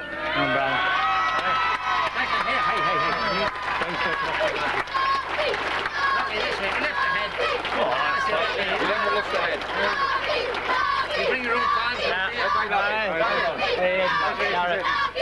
Bring your own drop. Take it home, Eddie. Get the wee boys downstairs. Right, Accordia, before the presentation, just a few people I would like to thank on behalf of Cumberland Glasgow and Monaghan. And first of all, of course, it's the Clontarf Club for the tremendous condition they had the facility, the pitch here today, and indeed the facilities in general. And a special word of thanks to Tom Green, who is the main pitch keeper here, and the work he puts in. Everyone knows the work Tom puts in here, and I would like to congratulate him on the club on it.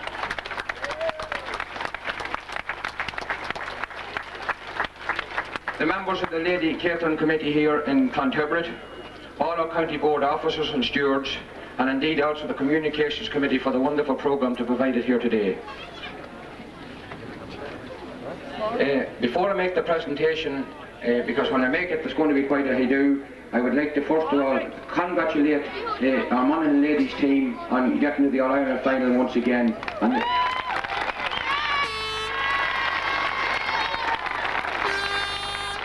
And there's no doubt that they have the total support of all girls in County Monaghan. Well done, girls.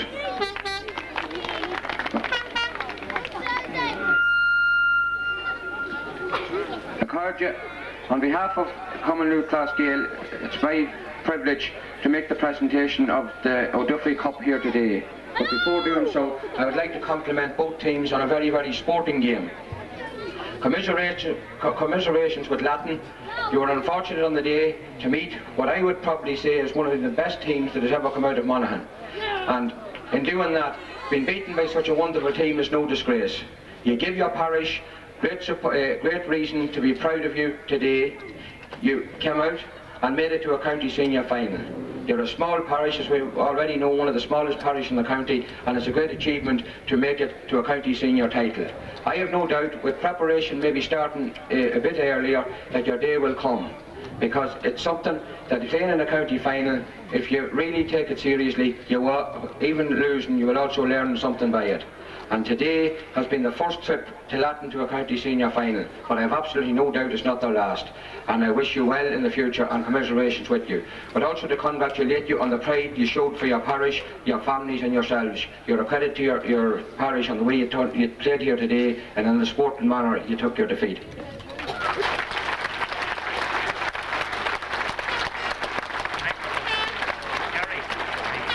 But on so many occasions on county final day, the day again belonged to Castleblayney folks.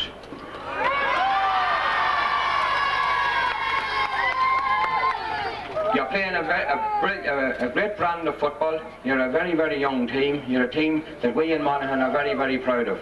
But at this stage, I think it's time now that before I make the presentation, I would just like to say on behalf of Christian Monaghan that we will be behind you the whole way during the Ulster Club Championship and the All-Ireland Series. And I would hope at this stage that you will be thinking about bringing it home seriously this year, and that the Ulster Championship first will take one step at a time, and in fact the first round at a time, but that at the end of the season that Castleblayney will be at least crowned Ulster Club Champions and hopefully All-Ireland Champions. You have the ability, and we'll be rooting for you.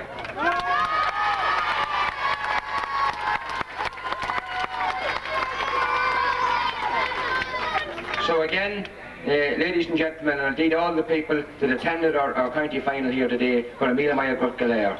So Anish Accordia, our son coming Lure Class Gael, but White Lam Corner of the Week, our Bruno, our captain, Ollie the Lorgan, Edwin Murphy.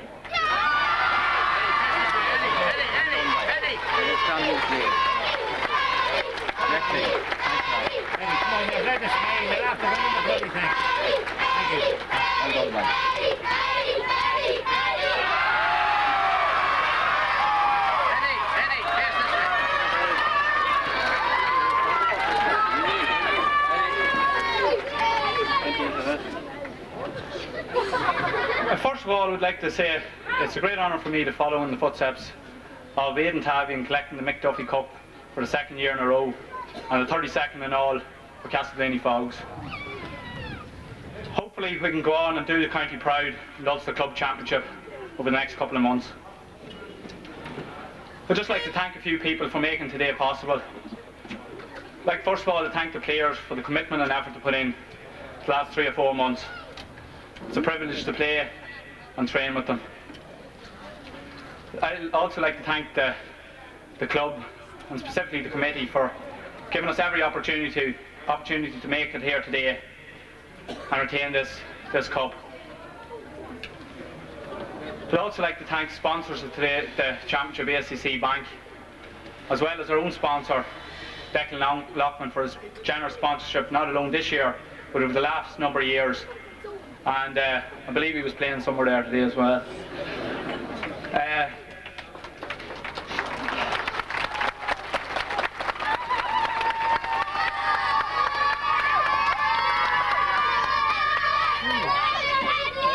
I'd like to always also thank those directly associated with the team. Selectors Pat Mack and Mickey Burns, PJ Ward, team medic, and anyone else associated with the team. Last but not least, I'd like to thank Ian McInerney, whose effort over the last 3 years, his enthusiasm and his football know-how has brought us where we are today, and he's a vital cog in bringing Blayney hopefully this far and further over the next couple of months. Finally, I'd like to thank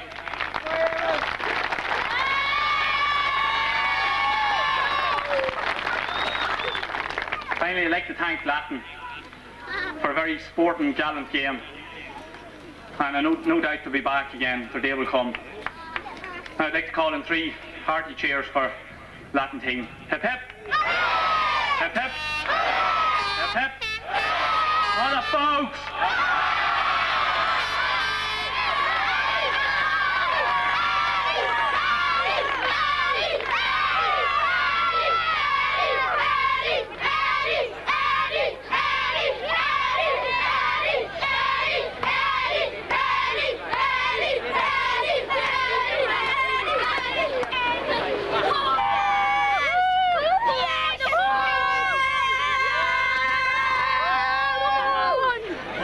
With me now is the trainer of the Latton team, Paul McCarthy. Paul, a little bit of disappointment? No, I'm not disappointed in the lads. The occasion got to a few of them all right, but they're a small parish and they were proud men to be here today, and they met a very good Blayney team. Met a Blayney team which would win the Ulster Club Championship. It would be very hard for any team to go against that Blayney one and give a good performance today. Well, if Blayney can get out of Tyrone, I think they're playing the Tyrone champions in the first round. You had men that tried very hard out there. Well, a lot of them tried their hearts out, and I'm proud of them. I'm not one bit disappointed in them. It's an occasion for them and it's an experience for them. And it was great to see a lot of them lads playing in the county final. And there's more to come. Well, please God, we're not going to lay down, I know. Good words from Paul McCarthy, and thank you very much, Paul. Thanks, Peadar. Very pleased. Very pleased, very happy with their performance, the way they handled themselves on the day. They did exactly what they were told to do. We knew Latton would come out for the first 20 minutes, all guns blazing, trying to stop Blayney from playing football. But if the boys kept their heads, we knew they had the ability to do the job. And they did it very well. Oh, they did it very well. We were very happy with, we had 1 or 2 injury scares before the match started. We were worried about 1 or 2 positions who was going to play on the day, but it all worked out very well. The strength in the Blayney team at the minute is not just 15 men, we have a panel of 30 players, and of those, there's 25 possibly could have come on today. As you demonstrated by taking on some subs who were extremely good when they did come on. Well, that's it. All those guys deserve the chance. They've been training the whole year round. And you can take off one guy and put another guy on, and it doesn't make any difference to the system. They'll all play the same way. That's the way they've been taught to play. You're looking forward to further activity? We are looking forward to hopefully a lot more in the Ulster Club Championship. But as you understand, today was a big hurdle because Blayney tradition was there today. Latton had nothing to lose, and fair dues, and they come out and did their best. Like the first 20 minutes, we knew they'd come at us, but they did the job extremely well. They had us worried, but we couldn't think about the Ulster Club Championship because you know what it's like. Every county final is throws up a different team on a different occasion, and now we can start thinking about it, celebrating for a day or two. But the effort will start at the end of the week, and we will be going all guns flying for the Ulster Club Championship. Everyone is talking about the speed and the fitness of your Blayney team. Well, it's simple. They're a young team. They've come up through the ranks of the Blayney Club. Most of them minors and under 21s. At that level, they have a good attitude to the game. Their speed, most of it is a natural speed, and we've tried to build on it this year. because the game seems to be changing the whole time. It's about fitness and it's about ball work and it's about getting to the ball first. And those lads, we've specialised as much as possible in sharpening up the short sprints. And today they proved that, you know, they have the speed to cope with the game the way it is at the present point in time. Man of the match, it was a worthy winner? A worthy winner for his contribution in the first half. When Blaney needed a leader, there was only one man. He stood head and shoulders above everything else on the pitch. He's a credit to his jersey, he's a credit to the way he played, and we knew Loughman was capable of doing that. He took it by the day, but there was a couple of other guys. Yeah, they could have been there. Could have been there. We're delighted with the performance of the guys, the 17 guys that brought on the day. Most of them all played as much to their potential as possible, and there's a couple of other guys tight in the run, but I must say personally I have no qualms with the Man of the Match award. He deserves it. Andy, thank you very much indeed, and we wish you every success in the contest ahead. I'm just going to push in between you two of you here, and neither of the two of you move too far. We'll speak to Mickey McGuinness here first. It's getting old hat for you now, Mickey. Well, it's a long time to start it. These victories must be wearing thin on you. Heck no. You know, you like to see the young fellas doing well. And this is a young team. And it's going to take a hell of a team to beat them. I'll say that. But all the good teams we had, well, there used to be close things, 4 or 5 points, you know, down in the 60s and 70s. Jesus, these fellas are putting it beyond doubt. Right. What about yourself? Oh, well, I have to support the team anyway. Even though you're not from Blaney? No, I'm a blow-in, but I have my son playing on it. Very important, man. Fullback.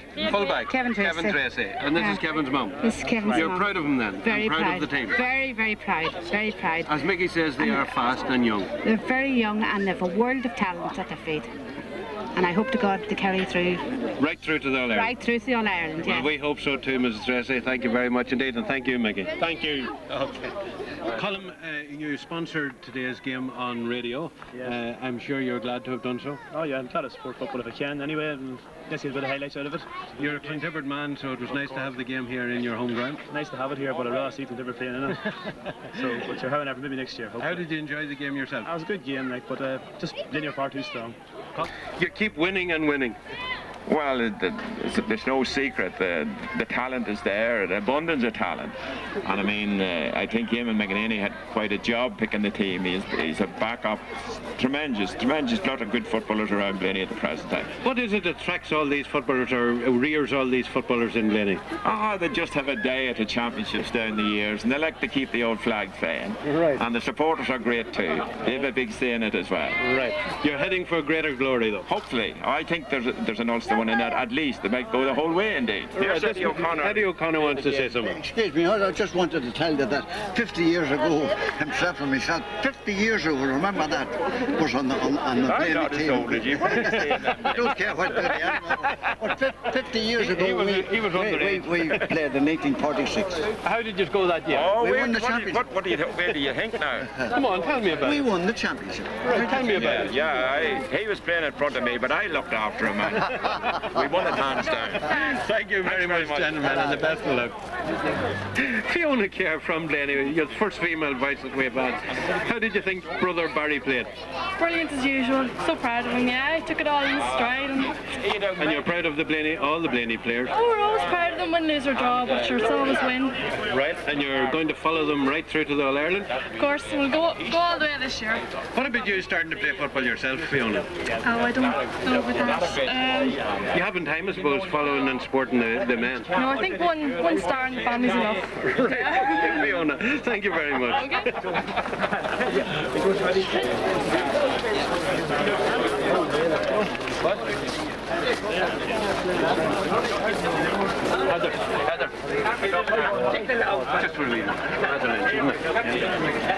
Heather Lynch, you tried your hardest out there. It just wasn't enough. No, we just weren't good enough on the day.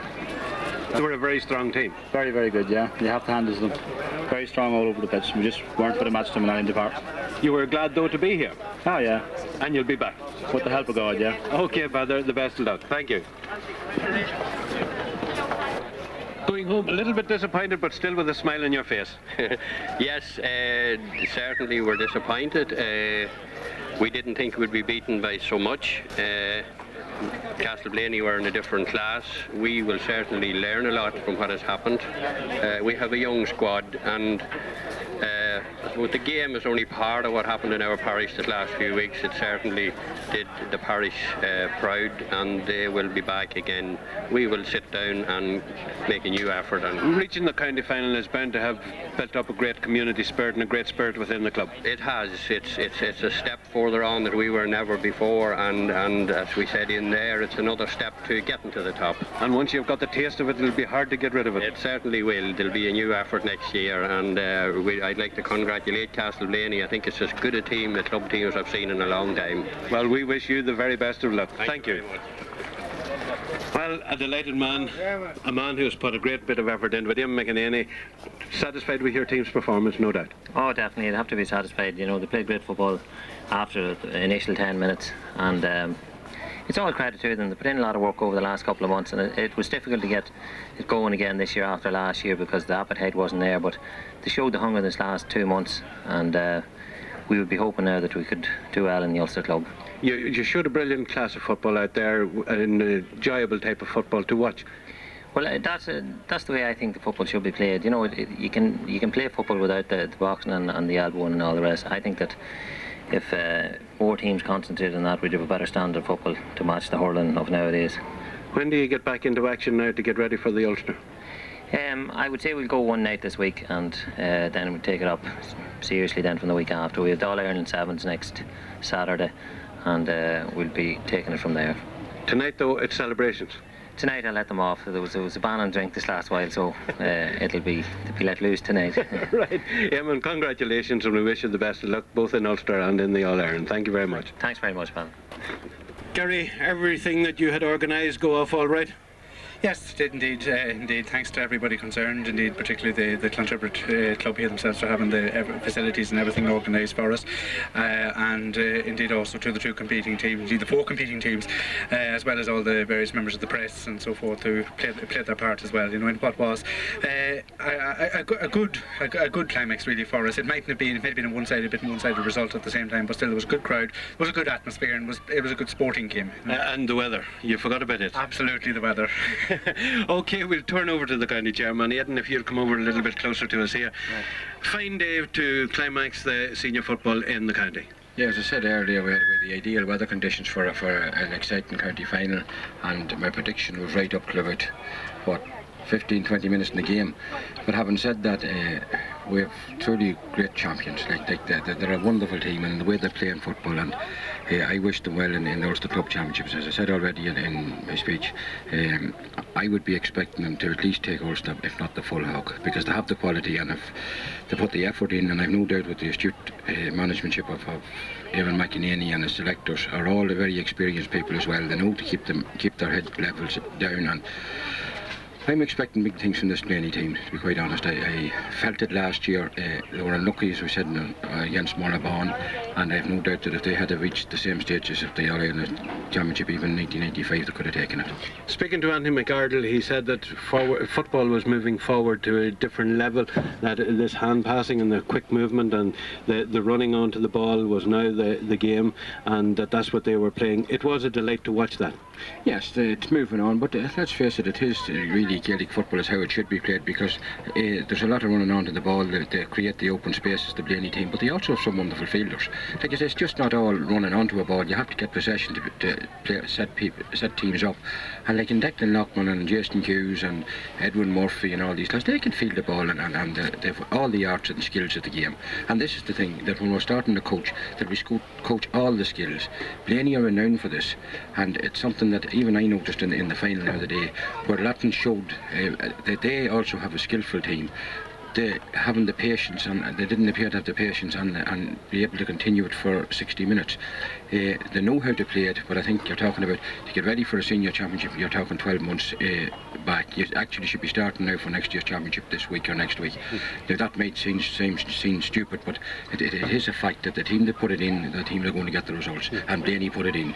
And you mentioned a few of the players there, and you said it when you were making the presentation or organising the presentation, that there were a number of players Declan Loughman won the prize of man of the match, but there were a number of players who must have been very close to it. Oh, there was, of course. I thought young Pádraig McDonnell was outstanding. His contribution, both as a scorer and a defender. When Pádraig's beaten to the ball, he's not standing up. He's typical of what we need in modern day football. When he's beaten, the back is a problem getting out with it. He's a class act, and you can go down Pip Duffy, Dermot Duffy, go through them, Edwin Murphy. The talent was all there, and so we had to pick one. And thankfully I hadn't to pick it, or any of it. It was picked throughout the crowd, thank God for that, because I'd had trouble picking it. Because they're a very, very well balanced team. And indeed, as I said, even after, they have quite a number of their subs would make number one on any club team. Well, the man that did win it deserved it. But let's turn just for a moment to the Latton team. I was speaking to a Latton man there, and he said that it did wonders for the parish in building up a spirit within the parish and within the club. That must be a great achievement for the GAA. Yeah, that certainly, and I refer to that as well. That Latton Parish were on a high for the last number of weeks, and the buzz that creates also brings back interest to older people, older members, older players, and indeed it brings back a great sense of pride within the parish and within the game there. And that's what I'm saying, that if Latton learn from this, and I have no doubt they're a young team with a lot of ability, but that they join now with their coaches and trainers and decide to take it serious from day one, you'd be surprised what Latton's made of. They have the talent again, they have quite a number of good players, but it's something you have to start with. They have to go forward from here. There's no point in coming along and talking about what the result was. They're beaten today, they have already did themselves and their club proud, and they go from here. Gary, we'll turn to you. Do you think, would you be possibly looking forward to putting Latton into the programme for next year? Well, a lot of people weren't looking towards putting Latton into the programme for this year, and they were surprised, and who knows what's ahead. But as Aidan has said there, going forward from here, we have outstanding county champions, and the Ulster Club Championship is next, what we're looking forward to next, and we have excellent ambassadors for Monaghan football going into that, and we're all behind them, and indeed not only through Ulster, but hopefully to the All-Ireland Series as well. That's a great place to end. Thank you very much, both Gary and Aidan. Thank you very much. Right. There you have it, the Senior Football Championship final for 1996 here in County Monaghan, played in Clontibbert on the 8th of September. A win for Blayney. Some people would say an easy win, but as you have heard, a lot of preparation had to go in to get them to the stage of fitness and ability to play the game of football that they played here today. We enjoyed watching them playing, but we also enjoyed seeing Latton taking part in their first senior championship final since 1930. We wish Latton all the best in the years to come, but in the near future we wish Blayney every success in the Ulster Club Championship, and we look forward to possibly taking part in the All-Ireland Series and coming home with the All-Ireland. In the meantime, from us, we hope you enjoyed this viewing of the Senior Championship final from Murphy Video Services. Thank you for watching.